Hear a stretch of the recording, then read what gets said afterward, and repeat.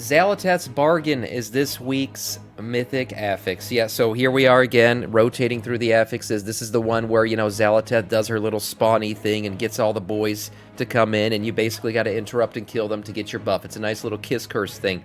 We're also going to talk a little bit about delves here going forward, some things that just came out with that, and some DPS charts. So be excited and be ready. Here we go, boys. Let's get deep into this. Hey guys, I got to interrupt this news segment to bring you an important message from today's sponsor.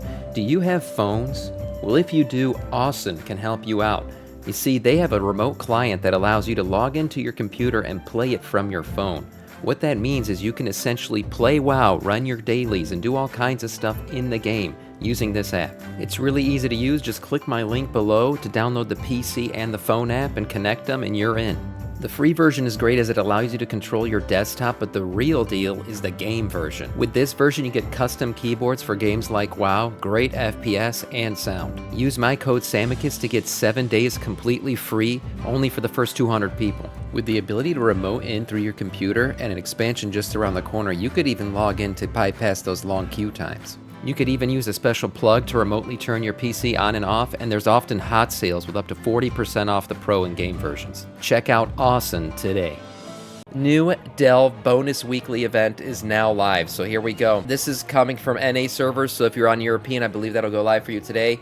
You can get a free piece of item 597 gear. So let's talk a little bit about this. I've already gone into this just yesterday, but the Delve's weekly bonus event is pretty cool. It's actually going to give you 25% increased gains on your Delver's Journey progress, which we'll talk about in a bit. A lot of people don't even know what Delver's Journey progress is. You also get companion experience for your brand, 25% increase, and then undercoin gains increased by 25%, which is very nice. There's 2 quests that you're going to want to do this week too, with doing your delves, and this is a big delves week, so you're going to really want to complete a lot of this stuff. So here you go. You're going to pick up a call to delves from your Adventurer Journal or Archivist Firthin in the front of the Dornegal Inn. The quest requires you to complete 5 delves. Now, the reason why you're going to want to complete this twice or get 2 quests is because the other quest is for delves too that we're going to talk about here in a second. But this one right here, completing 5 delves will give you 597 champions gear, right? Which is nice. You can upgrade that all the way up a little bit into the 600s. Free Delve Champions gear does not require a restored coffer key, which is nice. Typically, you would need one of those in your bountiful, delve to be able to get gear this high. So that's a nice piece of gear. On top of that, you're going to want to do the Spark Weekly, right? This is a weekly quest for your Pinnacle Cache, or cache, as you guys like to call it. This week is also involving delves, so you got to complete 3 delves for this, and you could stack these, right? So you can complete them, and it'll count for both. You can pick this quest up at the Kaz-Elgar Research from the Adventurer's Journal or from Bran Bronzebeard at your Delver's headquarters.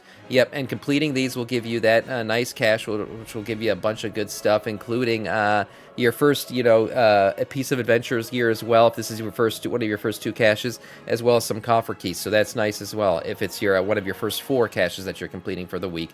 So again, double dip on these. Get in there, do delves this week. This is a big week for delves, and you're going to want to get a lot of these rewards, plus boosting up your brand. Now, I talked a little bit about the Delver's Journey progress. Now, a lot of people, you might be thinking, what the hell is Delver's Journey, Sam? What are you even talking about? Well, you know that little bar at the top of your, your brand tab where you're looking at your delves? Shit, this thing right here. A lot of people haven't really been paying attention to it. It's another bar that you can fill up while doing your delves. Now, how do you fill it up, and how much does it take to fill up, and what do you get for filling it up? I'm going to talk a little bit about that stuff here. So the Delver's Journey is a reward by completing the bountiful delves in the War Within. As of this post, which is here on WoWHead, you cannot earn Delver's Journey progress on non-bountiful delves. So you're going to want to only do this for bountiful delves. And really, for me, every day I'm only doing bountiful delves. I'm not doing enough to go beyond that. But if you are, it's just know that it's not going to count towards your Delver's Journey. So completing a Tier 4 will give you 50 points. 5 will give you 75. 6 will give you 100. 7 will give you 125. And Tier 8 delves will cap you out at 150 points towards your Delver's Journey. Opening a bountiful coffer chest with your coffer key will also give you 250, and then looting an archaic cipher key. Now this is a one-time thing. You'll turn it into a quest called the Key to Success. This will give you 1,500 towards your Delver's Journey. Also, if Zekvir pops up in any of your dungeons and you kill him, you will in fact get 187 towards your Delver's Journey, so that's pretty cool as well. And basically you're going to continue to fill out this bar. Now, filling it out is going to take you some time. This isn't an easy thing. The main thing is it's going to take 4,200 Delver's Journey points to complete all the way through rank 1 progress. Now, if you break that down as for 10 ranks, basically, what you're going to have to do without counting Bountiful Coffer Keys. Okay, this is without because you do get points for those without counting your Zekvir kills and all that stuff. You would have to do 280 Tier 8 Bountiful Delves or 70 days because, you can only do 4 a day. So it would take you 70 days if you just concentrated on filling out this bar. That's pretty intense. But the good thing is with all the other stuff, the other ways that you can get this, it's not just a hard grind. In fact, whenever you use a coffer key and stuff like that, you'll get a bunch. We talked about that a little bit. So what are you going to get for filling this thing out? What's the reason for doing it? Well, part of it is your dirigible mount. So for the first, what is this, 5? I know what's wrong with it. Ain't got no gas in it. Damn it, I left the freaking blurps on. Yeah, there it is. For your first 5 ranks, you're going to be getting your Delver's Dirigible customizable shit, so you'll be getting a bunch of stuff for that mount. And then at rank 6, you'll get your trusty little hat, your little explorer's hat that you can wear. And then beyond that, rank 7 actually unlocks the ability to buy more restored coffer keys, which is really good and kind of feeds in more on the Delver's Journey progress, right? Because every time you open a case, you get more progress towards it. So that's pretty cool. Now, these will cost you 2,000 of the Undercoin each. Remember, this week you get 25% more of those. So that's a nice thing you can make some progress on this week. Rank 8 will give you 5,000 Resonance Crystals, a one-time hit. And then rank 9 will unlock a bunch of gear that you can get. 580 Adventurer gear, really nice for your alts, actually. This will all be Warbound gear, and you can use your Undercoins to buy all this gear. And then last but not least here, rank 10 will give you a 50% discount on what was those restored coffer keys, right? So you can get restored coffer keys now for 1,000 Undercoin each once you hit rank 10. And again, restored coffer keys, obviously a really good way to gear out, plus gear out your alts and things like that. So getting it to rank 10 is kind of, it's a pretty nice bonus for you. Doing that again is going to be pretty important, and doing it this week, obviously getting a 25% bonus on your experience gain, that's important too. So again, delves this week, get in, delve into it, and get them done. Very important.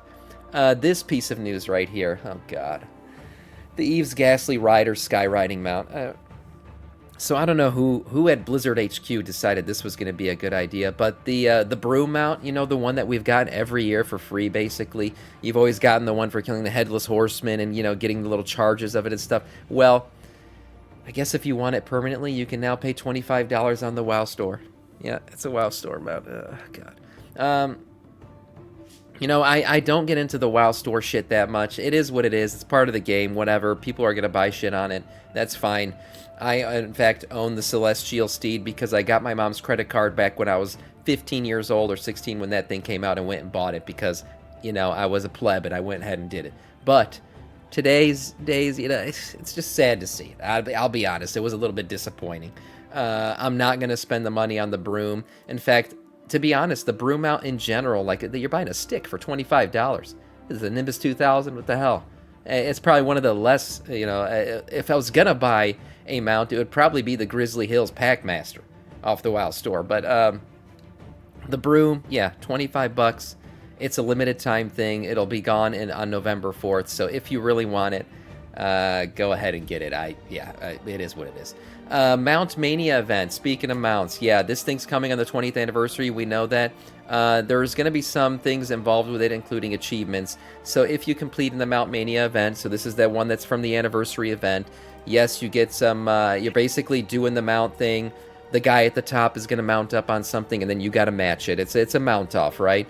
And by doing this, you'll actually unlock an achievement. If you do it for the first time, you get the mount right. You will, in fact, get the I Have That One achievement, followed up by the Master Mount achievement. Mount Master Mount.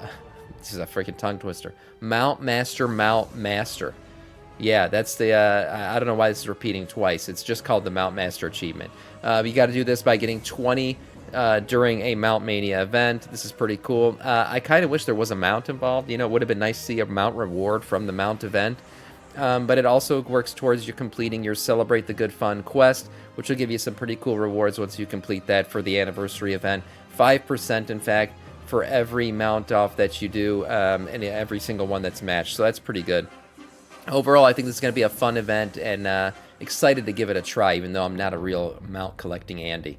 I still don't have Invincible. It's a sad thing. Dark Iron Dwarves are getting some cool stuff in 11.0.5. I talked about this not too long ago, but one of the coolest racials in the game, honestly, is the damn Iron Mole machine thing that Dark Iron Dwarves get, where they can basically, it's almost like a Hearthstone that's permanently set to certain areas. Well, you're getting 11 new spots for this. It's going to be 2 new spots in Kultiris, 2 new spots in Zandalar, 4 in Shadowlands. Oh, good. Who's going to do that one? And then 3 in the Dragon Isles. So you get all these 11 new spots as a Dark Iron Dwarf that you can ride your little mole boy to. This article actually tells you where you have to go to discover these new spots. I'll link this below on the YouTube channel, and I'll link it in chat as well. If you are, in fact, a fun-having Dark Iron Dwarf who loves to mole mount all over the place. Again, one of the cooler racials in the game, and I'm glad that Blizzard is continually updating this one. I guess they don't like to do current expansions, so you won't get ones for Dornegal and all these other areas that we're in now, but maybe after the expansion ends, you will. Moving on to the important shit here. DPS charts, boys and girls. Yes, Mythic Raid's completed. Race to World First is completed, which means we have our first full round of DPS charts going all the way through Mythic Raid. Here they are. Let's talk about this Mythic Narubar Palace, September 24th, DPS charts. Here they are. The week of September 24th, I should say. Fire Mage and Arcane. My god, double Mage. So this is overall damage here. Double Mage at the top, followed by Enhancement Shaman, and then double DK, followed by, oh my god, Elemental Shaman. Oh shit, what is this? Top 6 are made up of 3 classes with 2 specs each. Oh, I've never seen that before. We got Mage, Shaman, and Death Knight. Though they make up the top 6 DPS specs overall right now. That's pretty crazy. Havoc Demon Hunter following up behind there. Beast Mastery Hunter, Arms Warrior, Marksmanship Hunter, and then Destro Warlock kind of rounding out the tops there. And then at the bottom here, it doesn't really track well. Rogue is hurting, man. Rogue is down at the bottom half on all 3 specs. Sub-Titty, Ass, and Outlaw, all down here. You know, kind of ass, I'll be honest. They're getting reworked a little bit here going into 11.0.5, so maybe we'll see some of those changes kick them up a bit. But right now, they're hurting. Look at Druid, too. Feral and Balance. We know that they've been having some problems as well. So, Retribution Paladin, I'll be honest, kind of sitting here in the middle. But from what I've seen in raids, man, they pump pretty damn hard when the person knows how to play them. So, that's nice. But let's check out single target damage, because that's really where you get into the raid, the boss fights, and everything else. Mages are broken right now. Yeah, they're living the life. Them and shamans right now. Beast Mastery Hunter, not a surprise. I've seen them at the top for a little while here. They are the #1 single target damage right now. Arcane Mage, after some nerfs, they were previously #1, now #2. Not too bad, but if you want to play Fire Mage, that's also in the top 4 here. Enhancement Shaman, you got to bring him to raid. You have to. And they are doing a ton of damage on their own, plus they're obviously giving a boost to everybody else in their group, especially when you put them in melee group. I mean, it's a great thing to have right now. So Enhancement Shaman doing great, Arms Warrior, and then you got Hunter doing amazing stuff. Look at that. I mean, they got all 3 specs here. What is this, in the top 7? That's pretty damn nice. Ass Rogue showing up finally in single target damage here. We see Unholy DK, Retribution Paladin, yep, hand in hand. I see them a lot at the tops of the charts. Elemental Shaman here and Feral Druid rounding out the tops. And then at the bottom, Furry Warrior. Oh no, the furry's at the bottom. What's going on here? Demonology Warlock, Augmentation Evoker, Windwalker Monk, Frost DK, rounding out the bottoms there. So what does this all mean? Well, let's see how it's adjusted so far over the first 3 weeks. The big movers up and down. Who's gotten a boost? Who's gotten nerfed? Let's see what it is. So Fury Warrior, God knows what happened. Some dev woke up, maybe his ex was playing Fury Warrior, and he decided, you know what, I don't want her to do good anymore in this game. 20 point, I've never seen a drop that hard. 20 levels down for Fury Warrior when compared to last week. That is insane. The nerf hammer came in hard on them. I don't know what the hell's going on with that. That's absolutely crazy. Looking at who the biggest mover up was, it's actually Beast Mastery Hunter. Yeah, no surprise, they took the top spot. They passed Arcane Mage. Beast Mastery Hunter looking pretty damn good right now. And they moved up 13 spots. They were the biggest mover up. So that's pretty nice. Fuck, Blizz, I hate that. Hey, everyone gets their turn in the sun. Okay, and everyone has to deal with their turn in the shadows too. Sorry to see for Fury, or should I say Furry Warriors. But that's all in terms of charts. We'll continue to track this throughout the season here as we go forward.